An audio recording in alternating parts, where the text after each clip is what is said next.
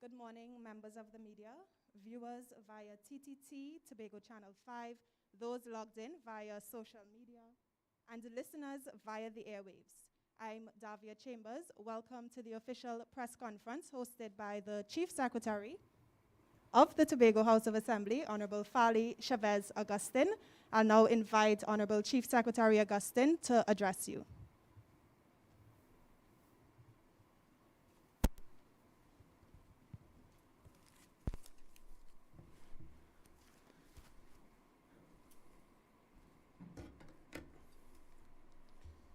Pleasant afternoon, members of the media, fellow Tobagonians, citizens watching at home and abroad.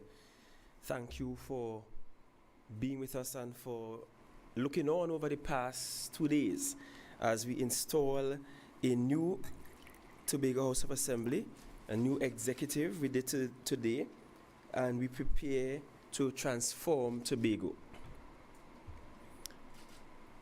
The purpose of this press briefing is to go through with you, members of the media and the public, the assignment of secretaries, how I will assign them according to division.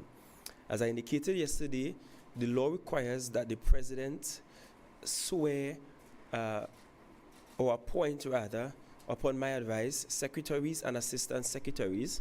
Once that is done, it is then my duty to assign them to divisions. And I have made some changes in terms of divisions because there is a desire to streamline our divisions in what I believe is a much more appropriate manner. And so I will go through with you division by division, and I will indicate the name of the secretary and assistant secretary assigned to the respective division. Subsequent to that, I will ensure that we send to you, members of the media. I believe I still have your WhatsApp contacts. I have not lost it as yet. So I will subsequently just send you it in writing. That might be easier for you to manage. But before I do that, I just want to make the point that we felt as if there was an urgent need to rearrange some stuff. I know Mr. Charles started some of this realignment, and I believe I am continuing what he started, and that I am bringing it to a much more logical sort of reasoning.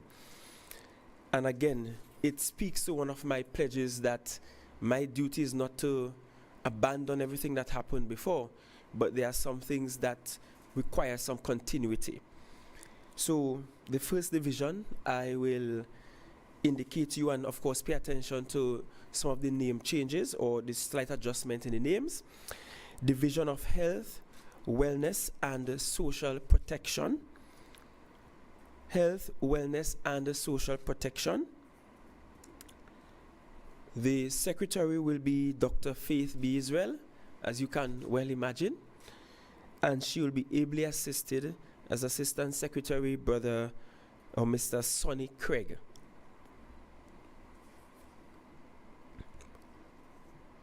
Then we have the Division of Settlements, Public Utilities and Rural Development. That's Settlements, Public Utilities and Rural Development. We have as the Secretary, Ian Pollard, and as the Assistant Secretary, Mr. Niall George. Then we have the Division of Food Security, Natural Resources, the Environment and Sustainable Development. Let me say that again. Division of Food Security, Natural Resources, the Environment and Sustainable Development. And you will notice that we are realigning the environment portfolio with the division that we know formally as agriculture. And when we talk natural resources, we are talking fisheries, forestry, and we are including energy. So the energy portfolio that was a part of education will fall under natural resources. This portfolio will be managed by Secretary Natisha Charles Pantin and Assistant Secretary Nigel Tate. Then we have the Division of Education, Research and Technology. And when we say technology, we are talking about spearheading the digitization of the Tobago House of Assembly and moving the THA almost speedily to an e-governance model. In fact, we desire to lead the nation in this regard. So the Division of Education, Research and Technology, we have a Secretary, Ms. Zorisha Hackett, and Assistant Secretary, Mr. Orlando Kerr. The Division of Infrastructure, Quarries and Urban Development. Infrastructure, Quarries and Urban Development. We have Secretary Trevor James, Assistant Secretary, Mr. Joel Sampson.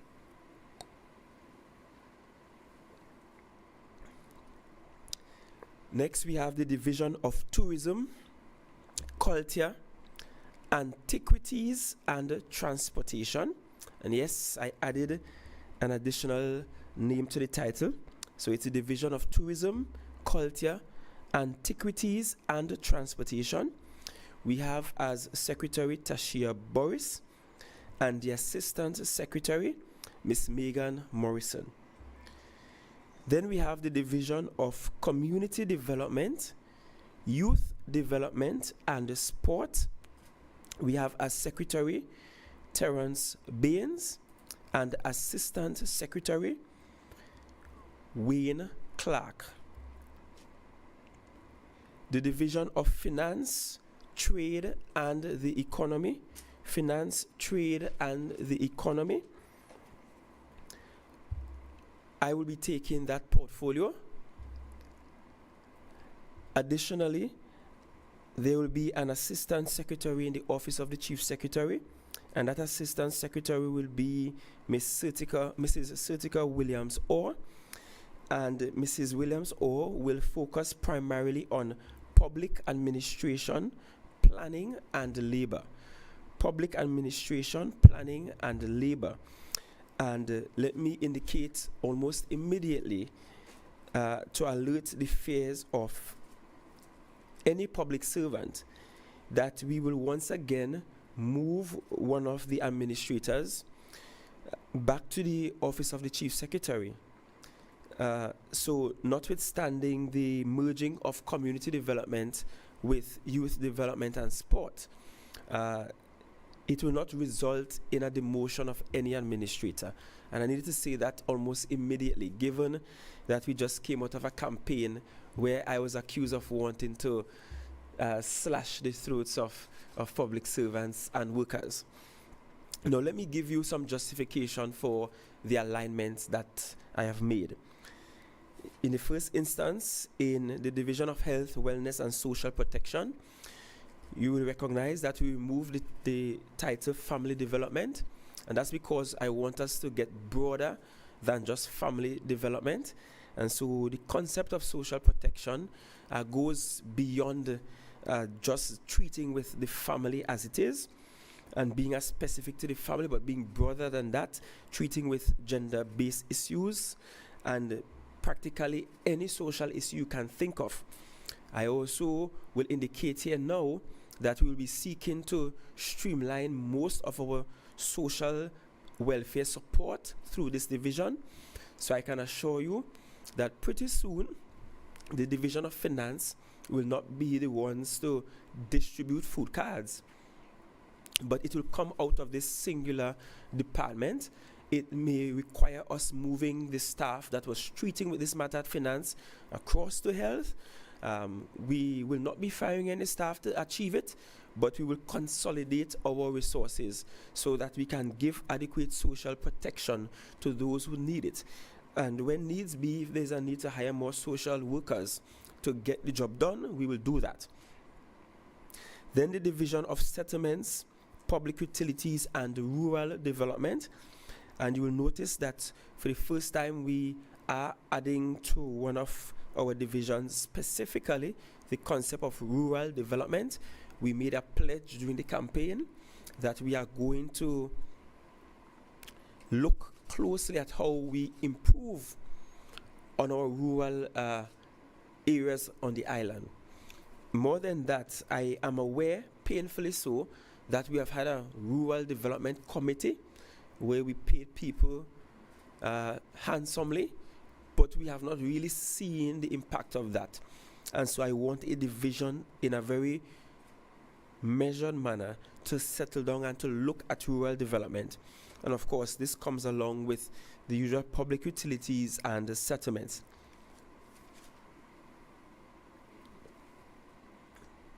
The division of food security, natural resources, the environment, and sustainable development. Now, this is a big one.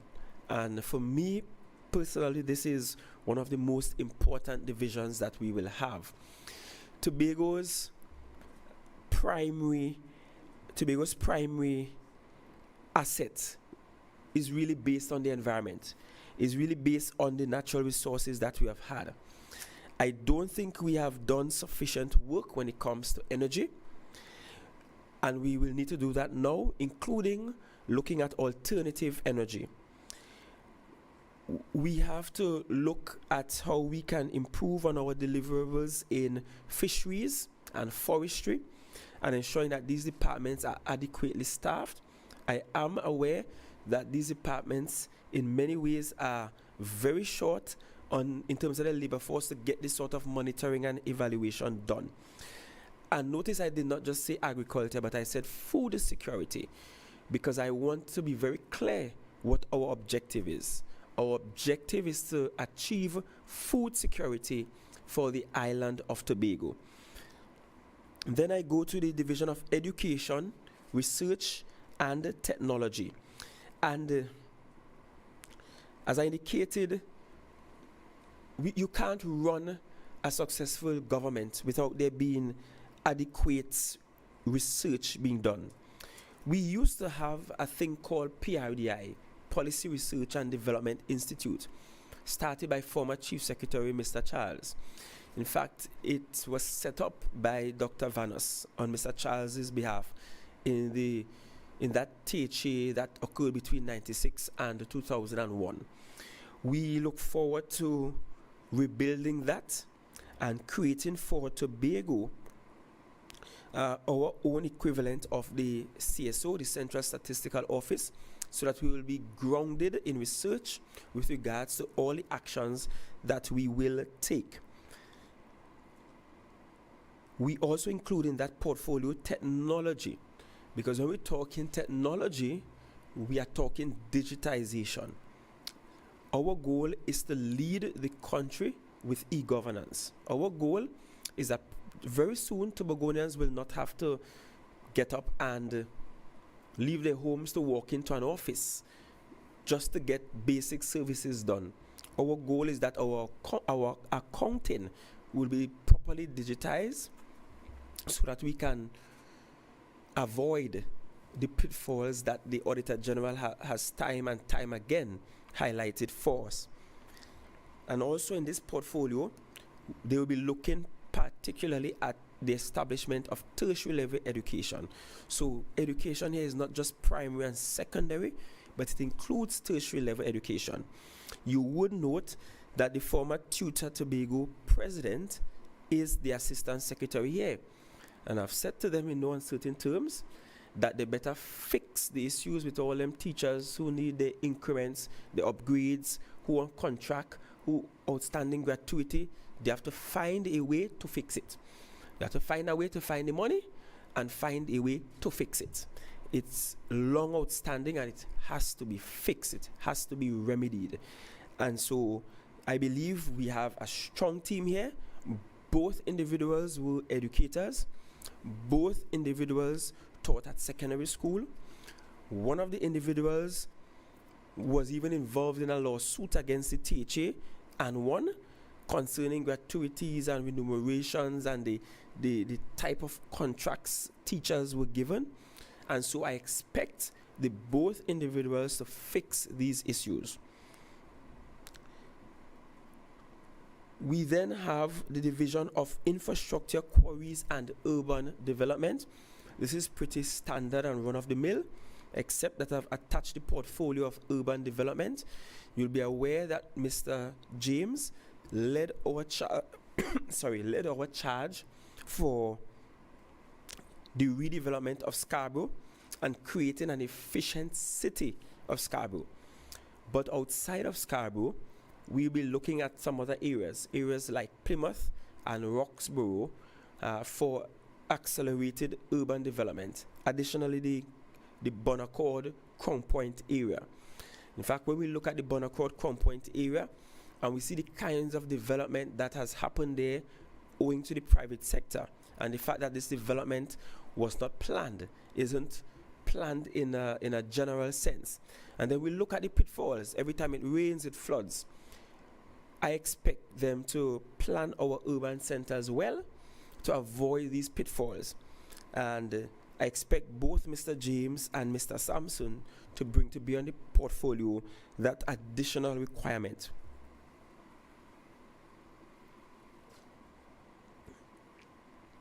Then we have the division of tourism, culture, antiquities, and transportation. Pretty similar to the last time, but I've added the term antiquities there because in recent times I've had an experience whereby I am observing that many Tobagonians are not paying attention to our artifactual heritage. You drive around this island, you see people just planting flowers in coppers that were once used to boil sugar cane juice by slaves to export. We see people just tossing down cannons here, tossing down artifacts there. And I've been to countries, in fact, when I visited Ghana, I could not even leave the airport without the authorities at the airport going through every single item I bought. Although I had no antiques there, no historical artifacts there, every painting, every craft I bought had to be signed off on by someone at the airport. Why? Because that is a country that is insistent that it protects its artifactual heritage. Tobago has to do the same. We have to protect that aspect of our heritage. We traded hands more times than any other Caribbean territory. And so we have available to us here more artifacts per square meter, per square mile than any other territory in the Caribbean. And we have not paid much significant attention to them. And we need to pay attention to them. We need to document them. We need to protect them. We have to look at the view of beefing up our museum and adding to our stock there. But we have as the secretary, Ms. Tashia Boris, whose expertise is in marketing. And we also bring in as assistant secretary who will work more on the side of the culture. And even with the antiquities, Ms. Megan Morrison. And Ms. Morrison called me this morning and she said, DPL, she calls me DPL. She says, DPL, if I want to take that portfolio, I'm telling you one time I'm consulting with Mr. Royal Titus. I said, well, by all means, you should have called him since yesterday. So I expect them to liaise with the anthropologists on the island, bring in the necessary support, and let's look at protecting our heritage and using that as a platform for generating tourist income. Then we have the division of community development, youth development, and sport. And this is strategic on our part because we are convinced that we have to realign this thing we call youth development. So immediately, labor is no longer with community development. The enterprise development aspect, which includes BDU and so on, those are moving back with finance. Again, our principle is we'll just move the staff back. We don't need to fire the staff to get that done. We'll just realign the staffing. But such grant programs must be part of our larger economic program. I don't see why it needs to be in community development. But more than that, I have a serious challenge with Tobago having so many community-related plants that are not used by the community, or that the community has limited access to. Growing up in Speyside, the older community center was by far more usable than the new one that we've had. Because in the old community center, everybody know you just go across by Miss Michelle or somebody and you get the key and you go in. You play table tennis, you lime till however late. There's scouting for talent going on there. All your bazaar, your little lime and your christening, everything there. And now we have community centers that are sterile places, almost inaccessible by our young people. And that has to change. We have also made the point that some of our community plans, we will set up community studios. So our talented young people, those in the arts, for example, the youth men on the block who could voice a tune, who could chant on a rhythm, they will have some access within reason to affordable studio time. And hopefully we could provide for ourselves our own Rihanna right here in Tobago. Additionally, when we're looking at rearranging how we do work in community development, we also have to pay close attention, keen attention to the fact that we have had far too many conflicts in our communities, far too many conflicts that are left untreated. And this is a notice to all our village councils that you have to prepare yourself, because the THA cannot invest in fixing these community buildings to give it to community institutions who are at war with each other. Please, and let me also say it for the benefit of those who are empowered by a PDP victory, village councils and community institutions are not supposed to be extensions of my party. So you're not doing me or your party any favor if you think you need to barge into a village council and say it's we time now. No, I don't want that whatsoever. We need to fix our community institutions. Please, that goes for village councils, our churches, our sports groups, and we assign youth development and sports to this portfolio because we also want to rearrange, for example, the way we manage our sporting facilities. Our promise to you was that our sporting facilities will be managed by clubs, by sporting clubs. So this is your home ground. We give you the subsidies to maintain your ground, to ensure the goalposts are in good working condition, the field is cut, and then you in turn use those monies to get your equipment for training, your balls, your uniforms, and so on. And so I know Brother Wayne, who has a long history in sport development and youth development, will work well on that end. And Pastor Terence Baines, who has led many community institutions, many social institutions, will have some strength there. And then we have the division of finance, trade, and the economy. We added the element of trade there. Tobago has to earn more money. Now, I don't agree with those who say that all we contribute is $200 million. That is false. That is fake news.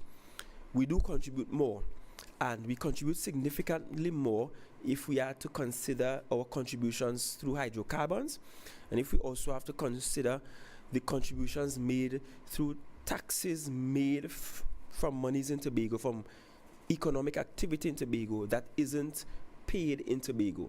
So all of your big national companies, including your big banks, they don't pay their Tobago side of the taxes in Tobago. It's not disaggregated. And so it's not fair and it's not truthful to say that all we contribute is $200 million in taxes. But notwithstanding that, Tobago has to begin to ask itself quite pointedly, what else can we sell to the world? What do we have that the world will want to purchase from us and pay big money for? what sort of goods or services do we have that we can sell to the world? And that's some of the direction we want to take finance, trade, and the economy.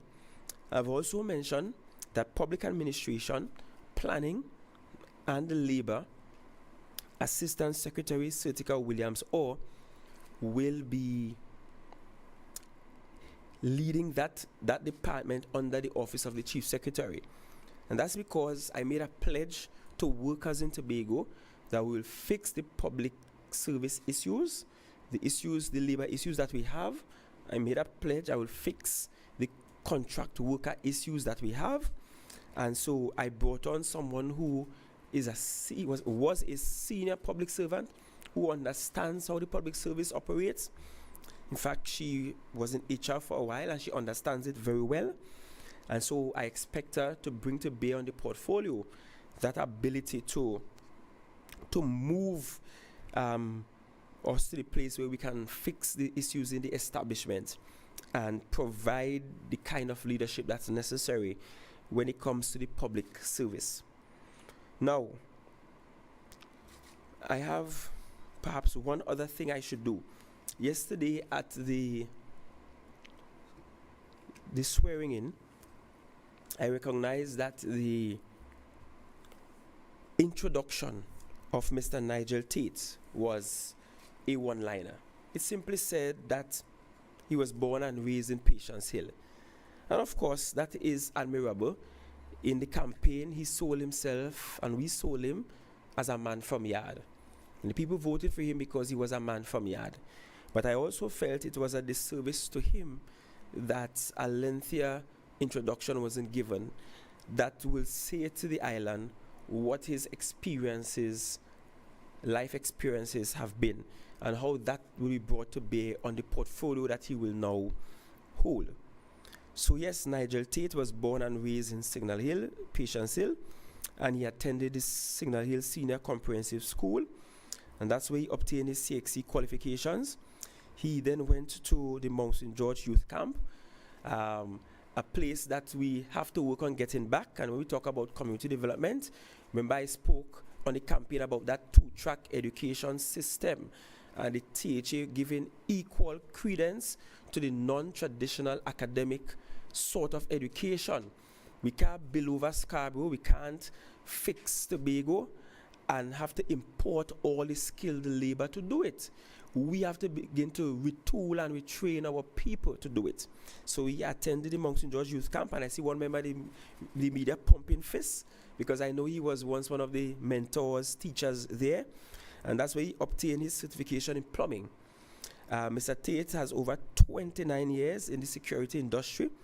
So he worked on the port in what we call port police, as we call that, and that's where he obtained several other certifications, including law enforcement and health and safety. He also has a wealth of knowledge in industrial relations because he is one of the executive members of his union down there at the port. I mean, it was one thing about PDP, we're full of union people. And also, he's a community activist in the field of sports and football. In fact, I have had to compete with him many times with my football team in Speyside against him. And I felt it was absolutely necessary for me to share that bio of him so that Tobagonians know that he is well qualified to represent them at this level. At this juncture, I will take any questions that you may have. If you see me still struggling with my voice, yes, I've had to be treating with my vocal cords. In fact, I was so concerned on Tuesday. That I rushed to a private doctor and said, look, test me one time and tell me if I have COVID or not. Thankfully, I don't have COVID. So I'm very, very happy for that. But of course, I will need to work on the throat a bit more. So yes. Yesterday, you told us that the first person Deputy Chief Secretary. Yes. Yesterday, you told us that he was made Deputy Chief Secretary of a plan and that you will tell us what that plan is. What is that plan? Thank you very much for that question. I know I forgot something, but ask the next question and I'll address that. Okay, and you also say that the agriculture division is understaffed. But when you were campaigning, you indicated that there were so many people within the assembly that you needed now to develop the private sector so that the private sector could take some of that employment. Do you plan to hire new staff, or are you looking at realigning staff? All right, let me take the second question first. So, the Tobago House of Assembly is top heavy in terms of the amounts of people that we have. But what you will also find is that some critical areas are short on the expertise and the manpower that they need. One of those areas I believe will be in the area of fisheries. Forestry is another one. I marvel at how we are able to protect the rainforest and to protect flora and fauna and indigenous species when we just simply don't have the sufficient staffing to do it. I wish I could stand here and tell you that we had sufficient expert staff to be able to tell you that we have all this research done and I could just go into one office or go online somewhere and find out what's the density, the population density of some endemic species or so, but I can't. And that's because we just don't have the wherewithal to do that. And so what will happen is a lot of realignment to try to move people to a place where they're not underemployed, but they are employed doing exactly what they were trained to do. Because while we may have some staffing issues across when it comes to natural resources, we have some of the people who are qualified in that area that might be just working as clerks in another area, or working in works or doing something else unrelated to what they have studied. And so it's an opportunity to realign people in a meaningful way. With regards to Mr. Duke, you will notice that this is the very first time in the history of the Tobago House of Assembly that the position of Deputy Chief Secretary is a standalone position. What do I mean by that? Every other time, the Deputy Chief Secretary carried the portfolio of running a division. Now, the Tertiary Act is clear. The executive constitutes Chief Secretary, Deputy Chief Secretary, and not more than 7 other secretaries. And so there is no legal requirement for him to run another division or to run a division. Under the auspices of the Deputy Chief Secretary, I want Mr. Duke to work on the following for me. Number 1, Mr. Duke has to work on us getting that autonomy conversation going constantly until we get it. Number 2, we made a campaign pledge, perhaps since 2017, where we said we will set up in Trinidad something that's akin to a Tobago embassy, the purpose of which will be to market Tobago's products, to provide services to Tobagonians living in Trinidad, and to facilitate investments into Tobago through that office. Mr. Duke will be charged with the responsibility to get that going for us. But Mr. Duke will not be given any other division. I did indicate to you previously, through, not you directly, but through other media engagements, that Mr. Duke needed to satisfy some legal requirements in order to be a member of the executive. And so you will recognize that his union is no longer paying him. Legally, to the letter of the law, that is satisfied. However, I will not want to assign Mr. Duke to a division to run because there will be obvious conflicts of interest that may arise from doing so. Let me give you an example. Imagine a public servant falling out with a Secretary Duke. Who would the public servant go to? Will the public servant go to his or her union, where Mr. Duke is the leader? Or will the public servant go to the executive or the secretary, which will also be Mr. Duke? And so to avoid that conflict, for the very first time in the history of the Tobago House of Assembly, we have a deputy chief secretary that is not running a division of the Tobago House of Assembly. That being said, Mr. Duke is himself working on severing ties with his union. He is working on that. It's not as easy as people think it would be, and he believes that he needs to set up the proper exit plan to allow for continuity within the union, and so that things don't just fall apart because the head leaves. And so he needs to ease himself out of the union, and that he will be able to speak to you more on when he's available. Today, he's not so well, and he decided to not attend because he developed flu-like symptoms overnight. And unlike myself, he has not been tested for COVID. I have been tested, and I have been tested negative, and I am also vaccinated. So he decided to not show up just in case it could be more than what meets the eye. But so when I told you that we should not be presumptuous yesterday, I know most people were thinking, well, let's see what division Mr. Duke will get. Let's see what division Mr. Duke will run. And I know some were, waiting in the corner, hoping, that we could, yes, we'll get a gotcha moment. I have been very clear before that I perceive some conflicts, and we will require Mr. Duke to take this almost titular role, as opposed to being actively engaged in a division of the Tertiary.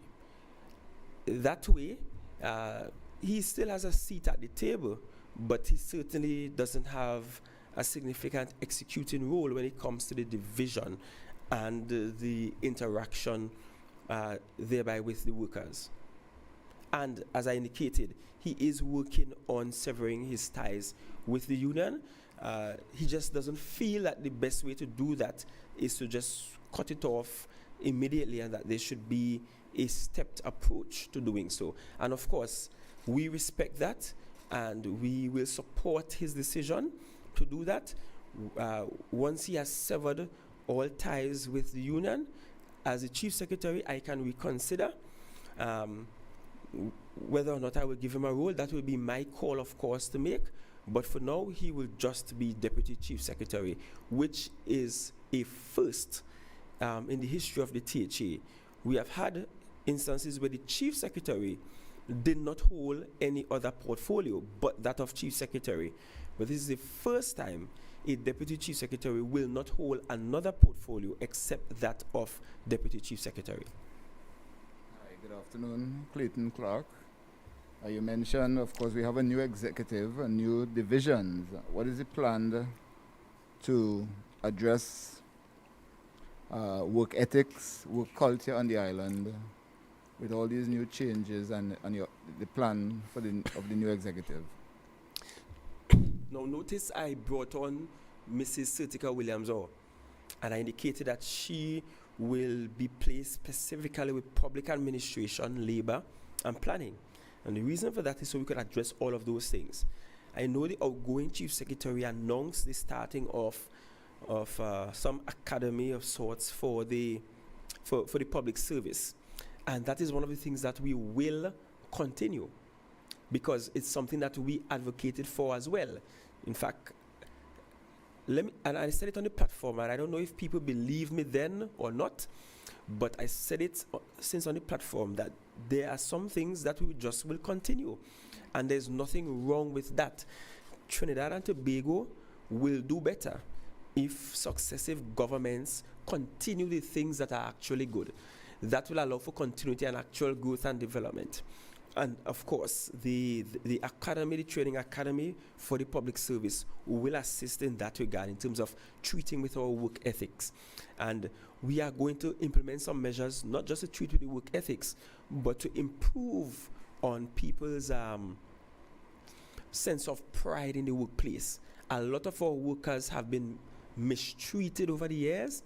They feel used and abused, and so they don't feel a need to give more of themselves. It's difficult to ask someone who has been on contract for donkey years and getting the gratuity late, and knowing that there are no big retirement money to collect, to somehow always be on time, to work later than the hours allotted, to give extra, to do more. I want to do two things. I want to demand more from our workers, but I also want to make our workers comfortable and happy. So when I demand more, you can't complain, because I've made your working conditions better, and therefore it puts me in a morally superior position to demand more from you. Mr. Turner? Yes, thank you. I want to continue on the issue of Watson Duke's portfolio here. You mentioned that he will only function as Deputy Chief Secretary, but is there not still a conflict there, given that, let's say, for instance, you have to travel abroad? He will now have to act as Chief Secretary, performing all the functions of Chief Secretary, including chairing executive councils, taking particular decisions that may still create a conflict of interest? Certainly. Very good question. And I assure you that by the time I made my first travel abroad, Mr. Duke would have severed all his ties with the union. What if I get sick? Unlikely, but the executive is also not one individual. The executive constitutes Chief Secretary, Deputy Chief Secretary, and 7 other members. So, and it's not an autocracy. It's not what the leader of the executive says that goes. It's what the executive team says that goes. And I can tell you, we have an extremely strong executive council. I don't have an executive council of yes men and yes women. So you are even protected even from my own whims and fancies, because I have a very strong and critical thinking executive council, and that will no doubt taper any possible eventualities that you may want to cite. But I don't foresee any significant challenge with him holding, in a very titular sense, the position of Deputy Chief Secretary. As it pertains to the issue of food security, we're going in that direction now.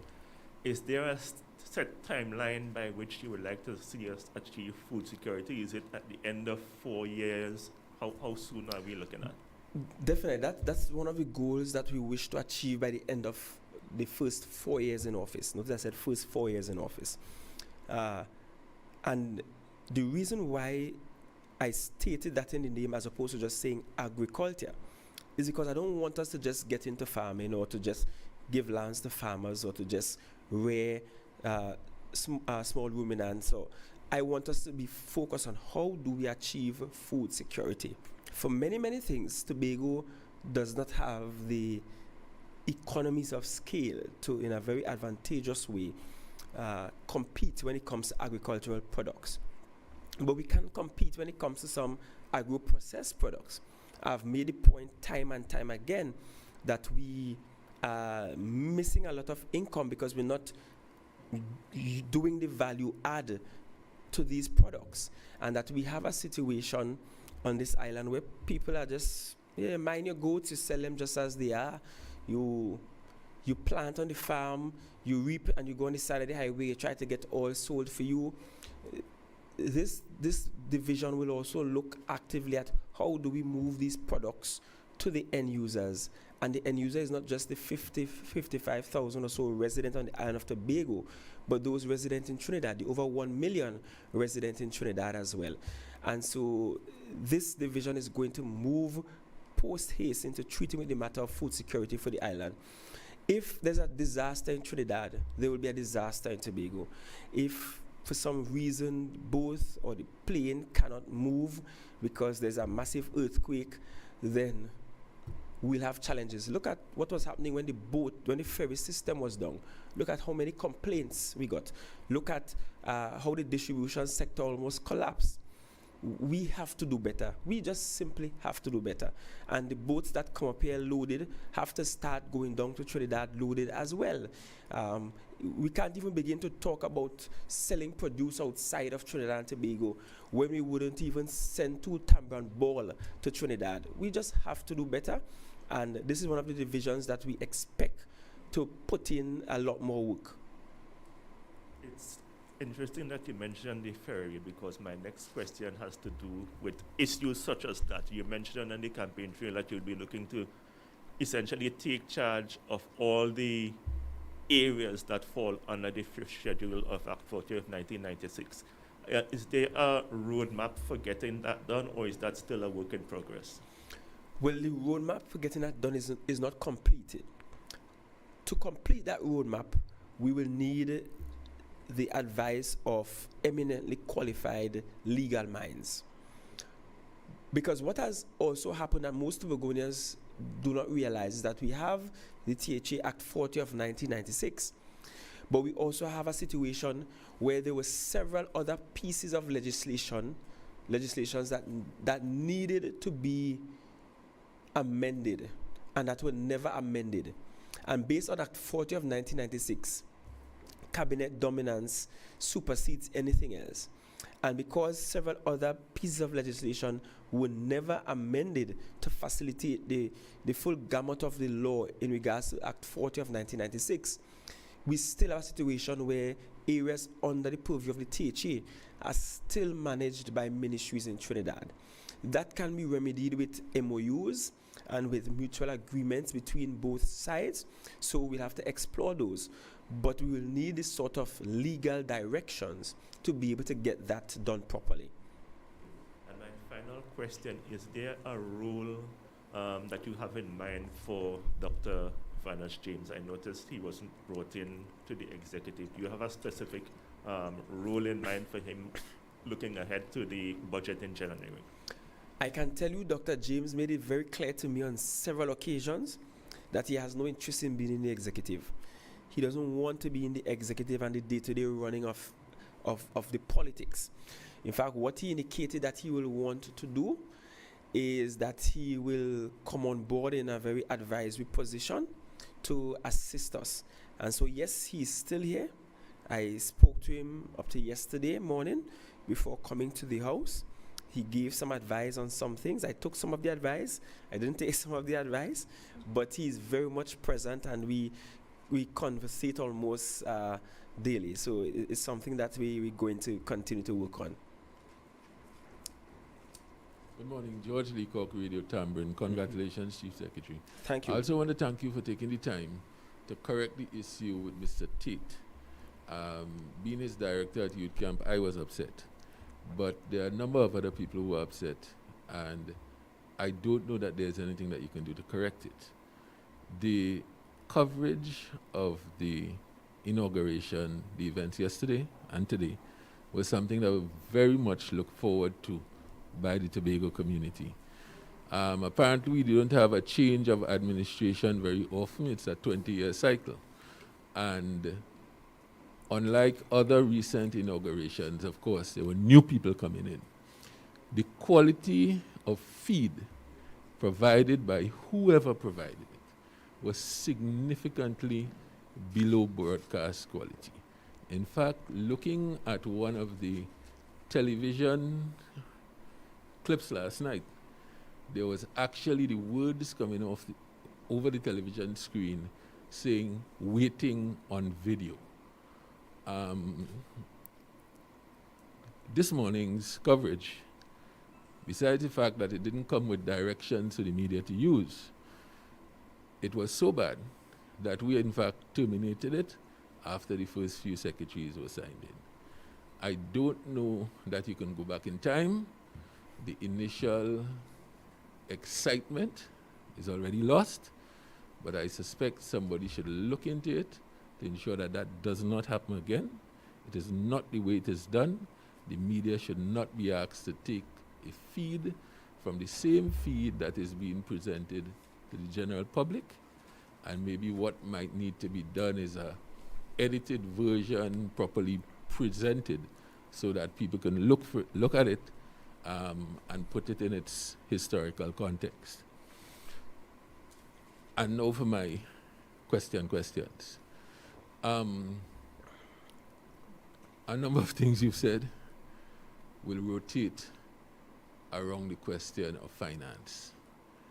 And you did say in an interview prior to being sworn in, Mhm. that would have been on Tuesday, that you have been told that in some divisions of the assembly, it seems, and on the development budget, more than the allocation to the assembly for the year appears to have been expended over the last 3 months.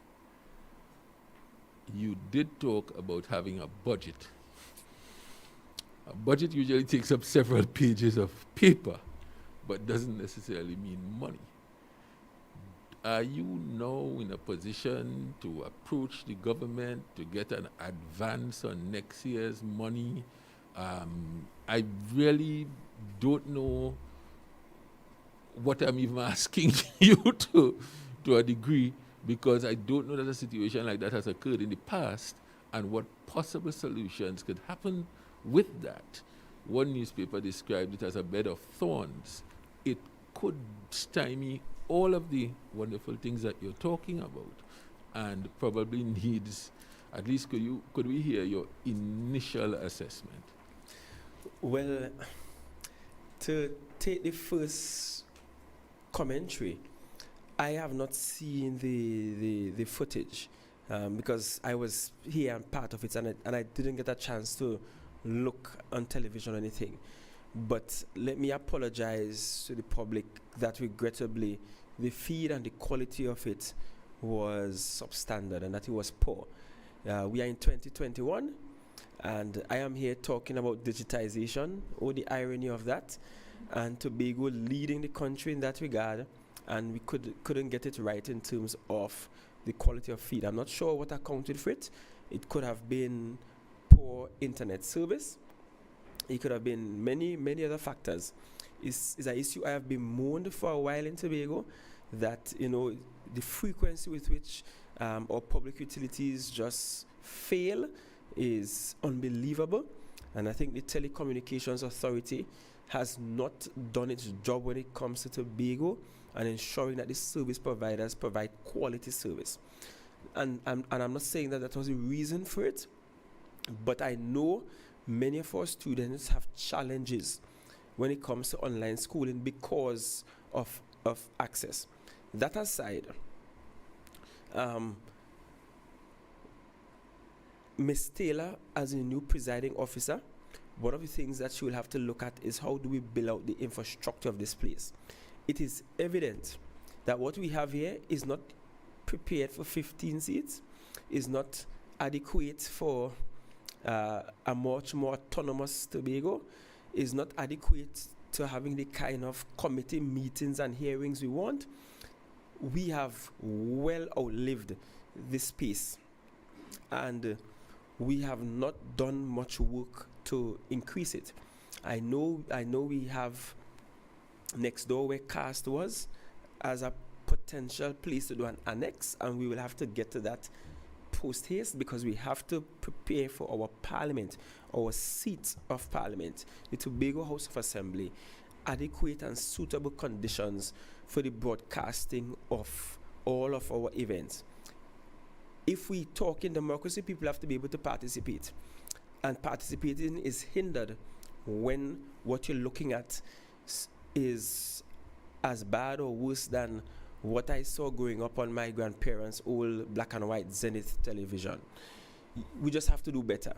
And so I apologize on behalf of the staff and those who were in charge. I will find out what caused it, and I will ensure it doesn't repeat itself for the future events of the Tertiary. With regards to our finances, I have not been there as yet.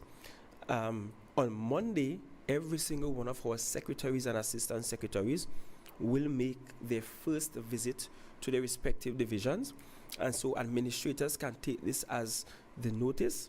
I had a conversation with the chief administrator this morning, Mrs. Koruma, and so I know they are expecting us. The first step for me in finance, trade, and the economy will be to do an assessment of what we've had, what we have spent, what we have wasted. And yes, that budget in January will not be a 20 or 30-page budget. It will be a lean, streamlined budget. Based on what we have, what we need to get, and how we should move forward. I can assure you, if our monies were wasted, I mean, we're just in January, and the financial year ends in September. If our monies have already been expended, I will no doubt go back to Mr. Prime Minister, Mr. Imbert, and to request additional sums. And I'll be sure to tell them that it was their own people in Tobago, their own brothers and sisters, who spent it out and wasted it out, and now we don't have any for the people of Tobago. I'll be sure to remind them of that. And I'm certain the politics of that will prompt their hand and make them even more generous to the people of Tobago. But I will no doubt be very clear and honest with Tobagonians. I'll be very open. I believe in the kind of openness where we just put everything outside there.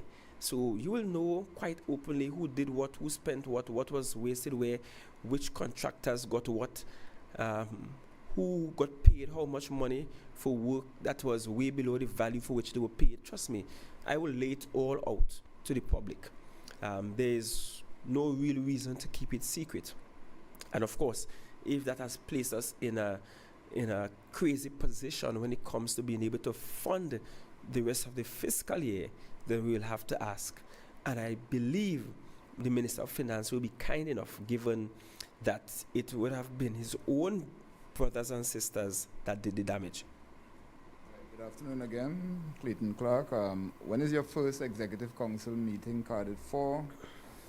Second question, you mentioned conflict resolution. Are you in a position to give an update on the Castara fishing fiasco that's going on now? And my third question, the Tobago Business Chamber is calling for the review of the Tobago, hope I get this right, the Foreign Investment Act. I mean, not have addressed it properly, but comments around that particular act. Thank you. I thank you. First Exec Council will be on Wednesday. Exec Council meetings are on Wednesdays, and it will be no different. It will be no different next week. We get to business immediately. We may have 1 week out though. It won't be next week, perhaps the following week, because I am making arrangements for a very detailed kind of retreat and training program for members of the executive and the team at large. You would appreciate that this is the very first time, I guess, since 1980, that the entire executive is new to being a member of the executive. I have not a single member of my team that was on an executive previously. So nobody's coming with old political cultures to bring to bear on our new executive. However, the pitfall of that is that we will naturally have individuals who will need to be brought up to speed with the day-to-day management of divisions and what the roles and responsibilities will be, what the expectations from their respective workers and administrators will be, and how to understand really quickly the financial arrangements that are necessary and the role the secretaries play in that and not play in that, so that we can avoid the things that Auditor Generals have been flagging for a while. And Mr. Clark, you raised an issue with what's happening in Castara at the moment, where we have two opposing fractions from among the fisher folk in the area. And that's very common, not even Castara alone, all around the island, Bacchanal in all the social institutions. And that results in tardying the delivery of community development projects. And of course, using Castara as an example, who do we turn over the new fishing depot to? They can't agree among themselves as to who should lead and how they should lead. So who should we turn it over to? And one of the reasons why I talk about having mediation available to these community institutions is so that we could work out these challenges. We assume that because we're talking about big people, adults, that somehow they will be able to work things out effortlessly for themselves. That is not easily done. And so there's a need for the state to assist these social institutions in achieving the kind of cohesion that is necessary. Lessons. Now, before we get to the Foreign Investment Act, before we get to that, and that's something I advocated for as part of the autonomy arrangement, because I've been very clear that nobody in Trinidad should be deciding who foreigners should be able to buy land where. That should be done right here in Tobago by us ourselves. But before we could get to that place, I think the business community is in way more trouble than the Foreign Investment Act. They're in way more trouble. Our business sector is almost dead. We have to find some resources to bail out some aspects of our business sector. When I look around, I see the potential for cheap fire sales to happen all across Tobago, because our businesses, they can't qualify for loans in the bank to reservice their business. They're not getting sufficient grant funding, and they're just there, unable to reopen. And many might be tempted to just sell off their properties and sell off their businesses. And the result of that will be far less indigenous Tobago businesses in the Tobago space. That for me is the priority. That for me is what we need to address almost immediately. And that will require that I meet with the business chamber as soon as possible, as well as other key secretaries like those in tourism, because we absolutely have to find a way to protect Tobago businesses. And let me give you one example. I was told the story of one Tobago business that went to a commercial bank seeking a loan of $20 million to do some work. And as you open eye, $20 million isn't a lot for the kind of work that size of establishment will need. They got somewhat of a pre-approval and so on from the branch in Tobago, and they think everything will be fine. They have a good collateral. The property itself could stand as the collateral. It's prime location. If anything goes haywire with the loan, the bank will have no issues selling off the property to retrieve their money. By the time this loan went to the higher-ups, the loan was turned down completely. By the following day, the owners of this establishment received a phone call with somebody offering to buy their property for around the same amount they were trying to get for the loan. Now that to me tells me that if the THA does not act with some measure of urgency, we will lose a significant number of our indigenous businesses. I don't need to read and spell for Tobagonians. We are bright people. We are intelligent people.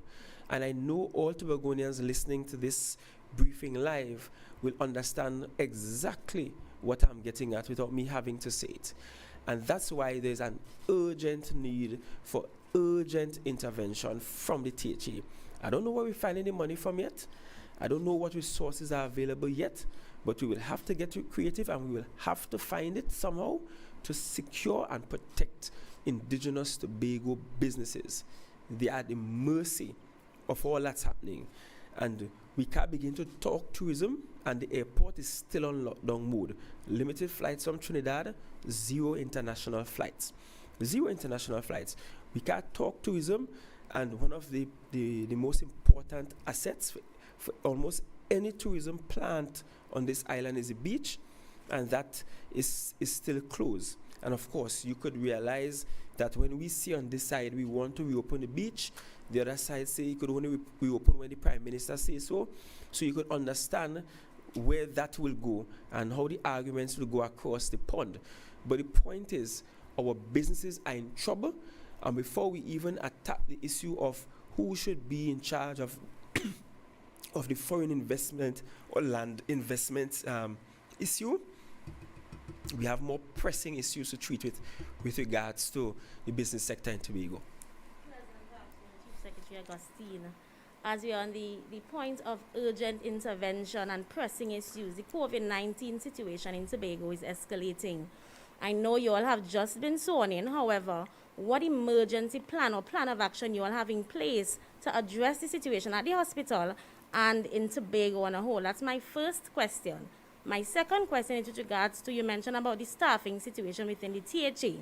We have heard instances of persons who have went through the entire recruitment process, been shortlisted, been interviewed, and they are yet to start working within the THA.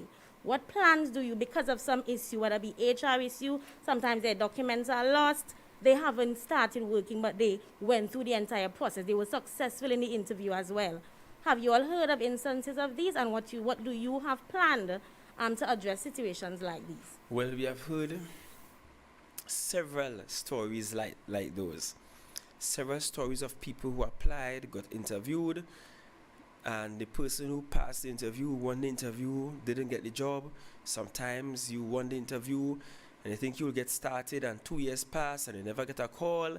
So we have heard several stories like that, and that's one of the reasons why I brought on Mrs. Sutika Williams, because I am putting her specifically to treat with public administration, labor issues, and planning. Specifically, that's what she's going to do out of the Office of the Chief Secretary, because we have to fix those issues.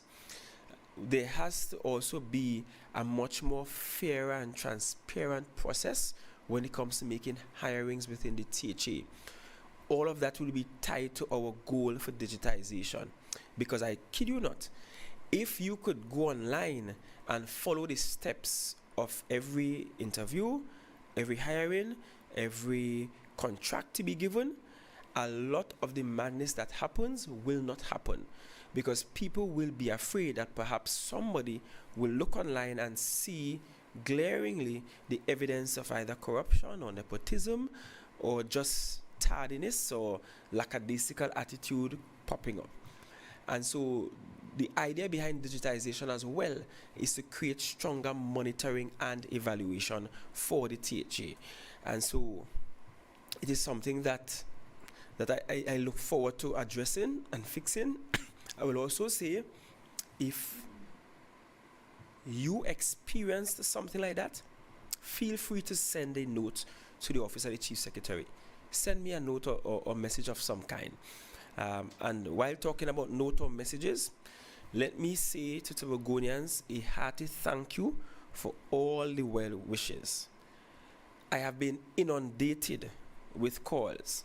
In fact, the morning after the victory, I did several interviews between 6 a.m. and 10 a.m. And in that period, I got hundreds of missed calls, hundreds. Now, naturally, I cannot possibly even keep up or able to return all the calls. I have not been able to keep up with all the WhatsApp messages, all the Facebook messages, all the Instagram messages. I am behind on keeping up with all of them. It's literally a whole lot. Now I know maybe 5 months from now, all of that goodwill and love might start to fade away. It comes with the office. But I want all of you, if you have sent a message, you call and did not get me, you left a voice message, you left a voice note, you sent a note, even if I have not responded to you as yet, I want to tell you thank you and to tell you that I appreciate your outpouring of love. I appreciate all of it. Yes, Miss Williams? Yes, Mr. Augustine. I was wondering if I wasn't going to get you at all. Okay, thank you so much. Congratulations, Mr. You're Augustine, on the way. We have a question here from persons speaking about mental health for Tobago in terms of the pandemic and the rising rates of attempted suicides. And there's also a question of the COVID-19 pandemic, and a number of Tobagonians are still waiting their relief. There's also persons I'm aware of who are still in need of their rents being paid. Several of them were turned down. Many of them were thrown out of their homes. And many have contacted us at TV6 asking for help. And there is so much we can do. I don't know if you can look into that. And I'm glad you asked about mental health because it's something we don't discuss very often. I am on record as being the only one in the last 5 years to have carried a motion to the House to treat with mental health. And when I did so, it was because I saw it as being very serious.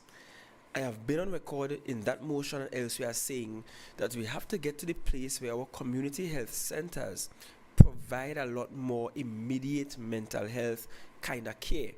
And you're right, people are not seeing that there is a psychological impact from all of this, from the loss of income, the loss of jobs, the deaths in people's families, the fact that you're on lockdown and you can't have access to human interaction. All of these things are taking a toll on people. Currently, in mental health, they are significantly below where they need to be in terms of resources, including human resource, to treat with the issue. We have a situation where the one ambulance that was assigned to mental health, sometimes it has technical difficulties. It can't go up certain hills. They have 2 persons assigned to the ambulance, one as a driver, one as an attendant. And all of this I'm telling you because I brought a motion to the House. That's how I found it out. And if one of them take vacation, it means that only one person is available to go and pick up a mental health patient. The field officers, the district officers have very large districts to maintain. And so there's no way we could get sufficient and efficient mental health operations on the island if we don't put the necessary resources in place, the human resource as well as the capital resource. We have to stop seeing mental health as just belonging to people who are crazy, and that everybody with mental health issues is because somebody obey them or the demon possess. We need to stop seeing mental health as that. There are people with real issues, but there are societies in the world where people experience mental health issues and they're not walking up and down the street and stripping naked. And that's because their society takes care of them and their society recognizes that they are ill and they need to be treated and they need to be taken care of. So the first thing I want us to begin to do is to change and remove the stereotypes associated with mental health and mental illnesses. We need to remove that. And once we remove that, it means that those who are in need of assistance will actually come forward and get the assistance. We have to stop thinking that counseling is only for those who crazy, and that people with traumatic experiences, which includes losing your job, that it's okay to desire some mental health treatments. And that's sorry, and that is okay, that is acceptable, and you should not be ostracized for that. But we have to strip away all the stereotypes we associate with mental illness. And if by chance anybody's looking at this and you are experiencing what Miss Williams described, I want to tell you that you are not alone.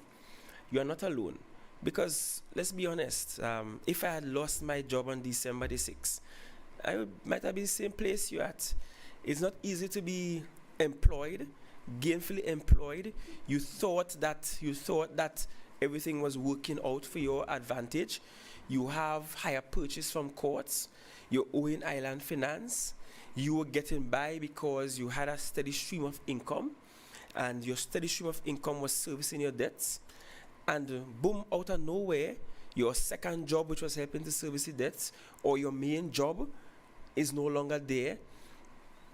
Courts is calling annoyingly, and they call very often, right? I could tell you, they call very often. You miss one day and they call. They're calling repeatedly. You're explaining you have no job, you can't pay. They're telling you they will come and repossess the goods. You know the goods are needed because it might be the bed that the children are sleeping on. It might be the tablet that the children are using for school that you took on higher purchase. And you are literally experiencing the possibility of losing it all.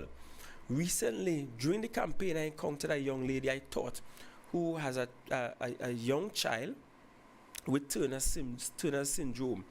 And because of the pandemic, she had to lose her job because now she was required to work on a shift system that did not facilitate her taking care of the baby, and she just was not earning enough to get the baby into daycare.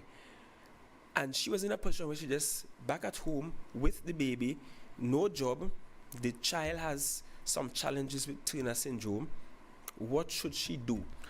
And so, yes, some of the experiences I just detailed might sound funny, but they are real issues that people are facing. And I want you to know that you are not alone. Others are sharing in your trauma, and that collectively we'll have to work with each other. I wish to urge neighbors and family members and friends, please don't get annoyed because you have a relative or a neighbor that is constantly asking for help.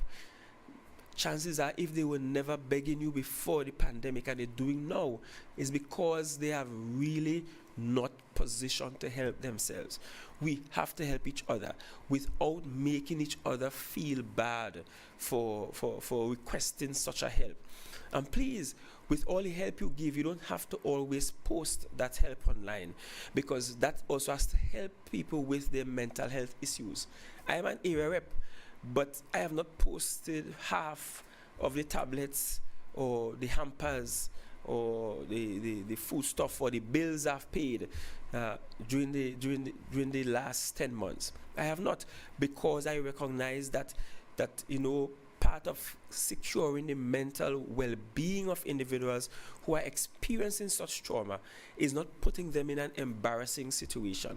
And so that's another thing that we have to be very mindful of as we try to protect each other. But yes, it's of serious concern to us. We have to beef up our mental health support.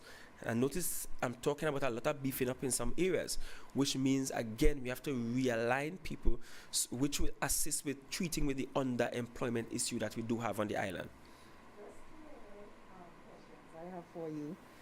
Someone is worrying or wondering about the plan for the quarry, the plan for Studley Park.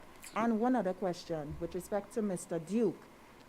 Is there a timeline as to him being phased out of the Public Services Association as president?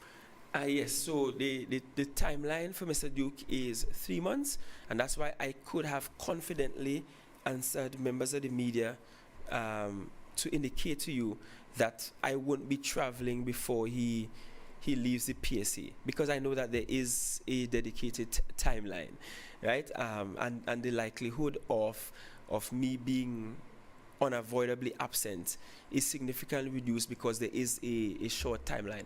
But again, he will be the one to discuss this more with you. And until that happens, unfortunately, I will not be bestowing any additional responsibilities on him. And what was the question before that? The quarry, right? The quarry, or what is now called SPEL, because a special purpose company. Number one, the tradition in every democracy is that when there is a change of government, even if the change of government is from the same party to others within the same party, almost naturally, people who are on state boards and in state companies, they tend to offer their resignation as a gesture of goodwill to the incoming administration. And that goes for the fact that even if PNM had won the election, that too would have been required. That's just a standard thing across democracies anywhere in the world. But with regards to the quarry specifically, one of the things we have to look at carefully is how do we ensure that the quarry earns us more money. In fact, the quarry is like a gold mine to us because of the high quality of material that we can get from it. And I don't believe that we are nearly close to tapping out the real potential out of that quarry. And so we look at ways to even improve on that. I know there have been rumors swirling around of the quarry being privatized and all of those things, not by PDP. And of course, we will have to check to see what sort of legal arrangements have been made with the quarry on behalf of the THA prior to us coming into office. but you would appreciate that we have only today installed the secretaries. So there's no way to really know what's happening there until we get into the divisions and start getting these progress reports. The first thing we'll get from our administrators, and in my case, the chief administrator, will be a progress report, a status report, to show both the financial status of the division and the administrative status of the division. And that will guide the way we go forward. And let me take this opportunity to also say that I am holding true on my promise that the people that we will hire to do these works for us and to be part of some of these state companies and so on will not just be PDP supporters. Once you are talented, once you are qualified, then we will consider you, because the kind of Tobago I want to build out has to be different from the one we have had. I desire a different political culture for us in Tobago. I just want the talent wherever the talent may be found, so that we can have the best people to produce the best results for us. That's the kind of Tobago we have to get. That's the direction we have to go in. Mr. Augustine, I think it slipped you in terms of my question with regard to the COVID-19 situation. All right. Yes. Thank you very much. No problem. I can tell you that even before Dr. Faith was duly installed today, Dr. Faith has already set up her meetings. In fact, she already started meeting with several of the key players and having communication with them, so that she can be brought up to speed on what the expectations are and where we're at. So she is on top of it. You can expect in this coming week, at the press conference that will be held, that she will take the lead in discussing where we are with our COVID-19 response. The truth is, we have not been doing very well in Tobago. In fact, the doctor I went by on Tuesday, he works in A&E, and while testing me, he said to me, Farley, 1 in every 2 patients we see at A&E test positive for COVID. 1 in every 2. That's a 50% margin. That is staggering. No, I can't just use that statistic to say that's the direction the entire island is going in, and that's what the numbers are for the entire island. But I shudder to think, what if that is the case? And so it's something that we have to get on top of almost immediately. And I can tell you, Dr. Faith began working on that even before she got the instruments of appointments today. And I gave her the authority to do so, because it's something that I needed her to just start running with, without any honeymoon phase whatsoever. Good afternoon, Chief. Mm-hmm. I have 2 questions. My first question is in relation to the promise made by Mr. Duke on the campaign trail about the ex gratia payment before Christmas. Now, this is something that many Tobagonians are looking forward to, so can you give us an update on that, please?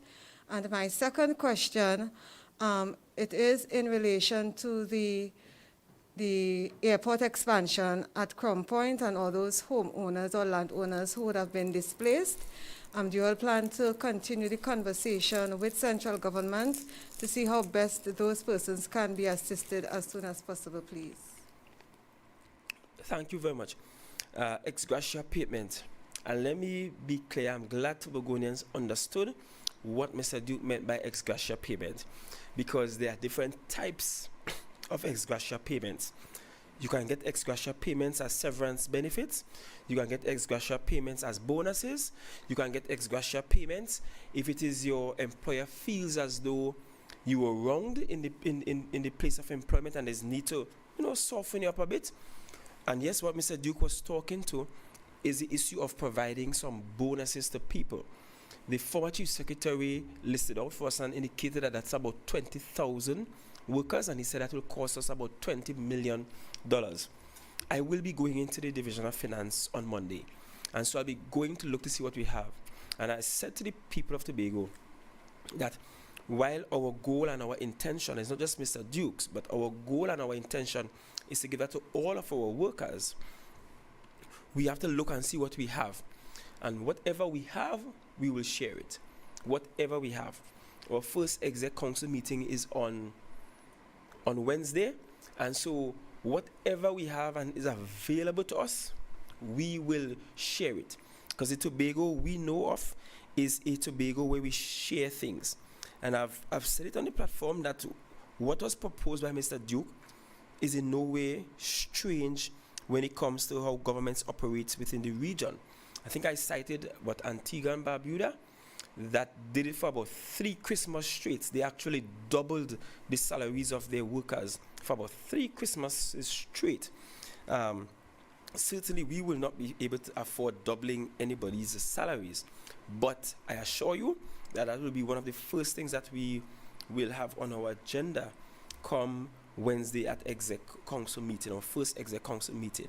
The second issue raised with the issue of the people in Crown Point, I am one of those that bemoaned the treatment of the residents in that area, and the fact that the residents in that area have, in my mind, been bad treated, have not gotten value for their land. Some got their monies waiting on the access to the lands in Cove and elsewhere, still waiting, and they're spending out that money on rent as we speak. And so I will be liaising with the area reps for that area, that is Mr. Sampson, and of course part of his area might be shared with Mr. Clark, because that boundary now goes all the way down into Canaan on that side of the road. And we will look at very soon trying to meet with these residents and to see how best the THA can come in and help alleviate the crisis that is there. Even if it is for the THA to increase whatever incentives we're giving them for the move, we will try to facilitate their move and make it even easier and worth their while. I can't promise you that we will come in and pay more money on top of what the central government has paid them, but there are other things that the THA can do, including treating with the issue of the lands that they were to purchase back from the THA, either Cove or Shervan.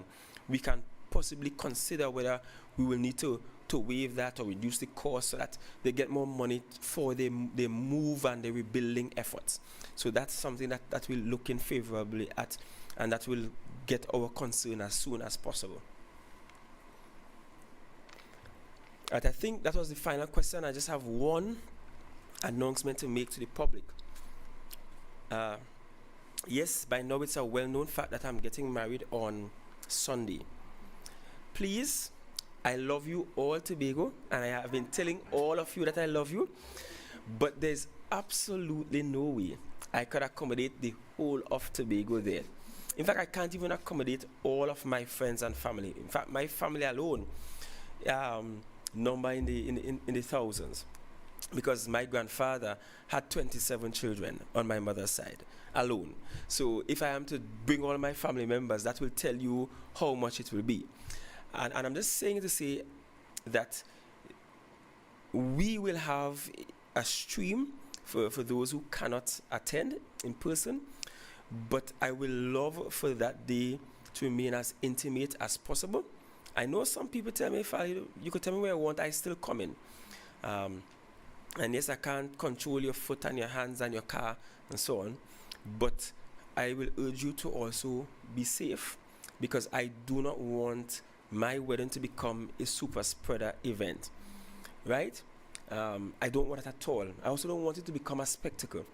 Marriage for me is something that is sacred, and that must be treated with the kind of sacredness that it deserves. Please. So it's not a concert, it's not a show. I am not any celebrity, right? I am Jay-Z and Beyonce, or any one of those celebrities that the whole world wants to see and know. I'm just ordinary Farley getting married to the woman that he loves. Just that. So I thank you for all your well wishes. I thank you for celebrating with me my nuptials to come. And unfortunately, we can't have the traditional big bash that we are accustomed to in the countryside. But certainly, when we are through this and over this, maybe we will be able to give thanks together as one community, one family, and so on. Was that?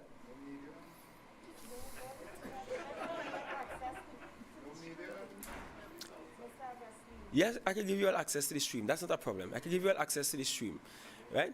What's that? And unfortunately, no honeymoon. You see, I've already given the commitment that I will be traveling over the next few months. And guess what? Once the Chief Secretary is within the country, he is not on vacation. You only consider to be on vacation when you're out of the country. So don't worry, we'll be fine. We will survive it. We will find the time over the Christmas holiday weekend and so on. We'll find the time to be together and so on, and make all the babies and so on that will be necessary, right? So thank you all very much. Have a good weekend, everyone, and remember, we out to our divisions bright and early on Monday morning. Thank you, and we look forward to working with all of you.